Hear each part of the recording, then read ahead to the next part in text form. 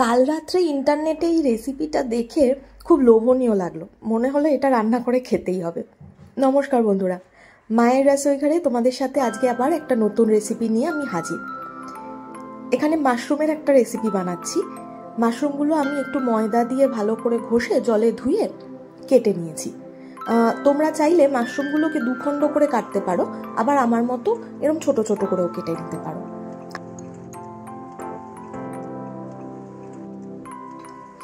মাশরুমগুলো কেটে রেখে এবার কড়াইয়ের মধ্যে কিছুটা সাদা তেল দিয়ে, মানে 1.5 টেবিল স্পুন সাদা তেল দিয়ে সেটা গরম হলে তার মধ্যে আমি দিয়ে দিয়েছি 1 টেবিল স্পুন গোটা জিরে, 1 টেবিল স্পুন গোটা ধনে, 2 গোটা শুকনো লঙ্কা।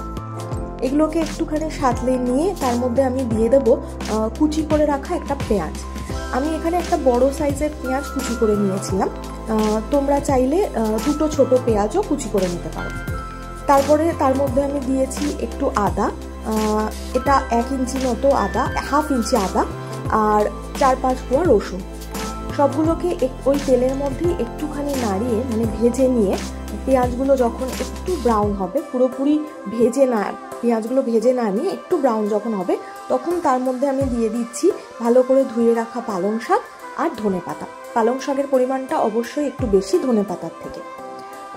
এবার সব জিনিসগুলো ওই তেলের মধ্যেই হালকা করে আমি নাড়াচাড়া করে নেব। এতক্ষণে তোমরা বুঝতেই পেরেছো রেসিপিটা কিসে, আমি পালং মাশরুম বানাচ্ছি। আর এর মধ্যে আমি ওই কেটে রাখা মাশরুম থেকেই 2-3টে মাশরুম আমি অ্যাড করে দিলাম, মানে গোটা মাশরুম 2-3টে তোমরা এর মধ্যে অ্যাড করে দেবে। মাশরুমের পরিমাণ যতটা বেশি সেই হিসাবে এর মধ্যে মাশরুম অ্যাড করা হবে।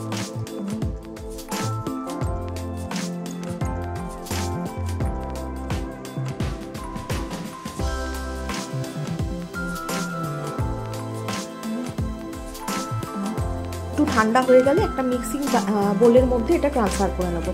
দেখবে যেন একটু জল না থাকে, বা আলাদা করে জলও দেওয়া হবে না। শাকের মধ্যে থেকে যে জলটা বেরোবে সেটাও কিন্তু শুকিয়ে নেওয়ার পরই পেস্টটা হবে। পেস্টটা হয়ে গেলে আবার সেম কড়াইয়ের মধ্যে আবার একটু সাদা তেল দিয়ে, মানে 2 টেবিল স্পুন মতো সাদা তেল দিয়ে তার মধ্যে আবার দিয়ে দিলাম গোটা জিরে।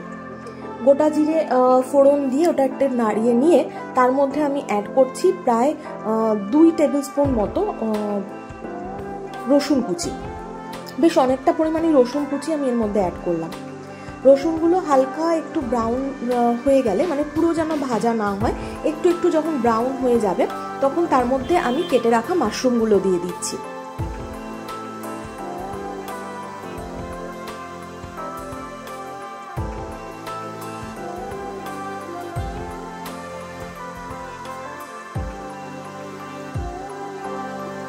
এর মধ্যে অ্যাড করছি সামান্য পরিমাণে একটু লবণ।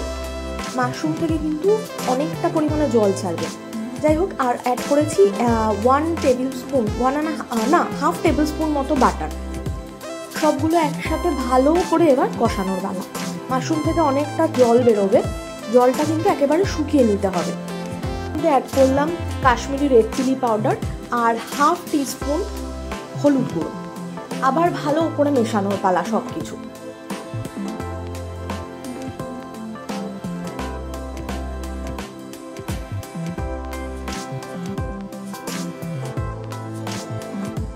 মাশরুম যখন ভালোভাবে কষে যাবে, জল যখন পুরো টেনে নেবে, তেল ছাড়বে, তখন আমি এর মধ্যে অ্যাড করলাম ওই পেস্টটা, যে পেস্টটা পালং শাকে করেছিলাম সেই পেস্টটা দিয়ে আবার ভালো করে মাশরুমটাকে কষানোর পালা।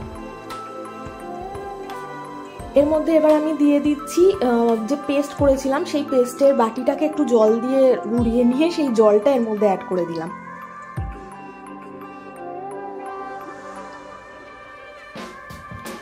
ভালোভাবে কষানোর সময় আমি এর মধ্যে দিয়ে দিচ্ছি 1/2 টিস্পুন লবণ আর দিচ্ছি 1/2 টিস্পুন চিনি।